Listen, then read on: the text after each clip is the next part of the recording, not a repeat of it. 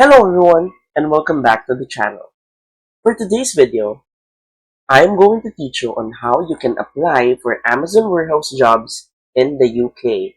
So, without further ado, let's begin. First, open your web browser and go to jobs.amazon.co.uk and log into your Jobs Amazon account. Once you're inside, the first thing that you need to do is to click here on See All Jobs.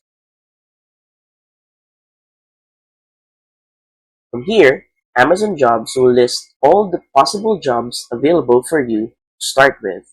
So, simply click on one and you would see the details for the job description, including the roles and shifts, the experience needed, what you will get, and what might be the following tasks and the skills that you need to do these jobs.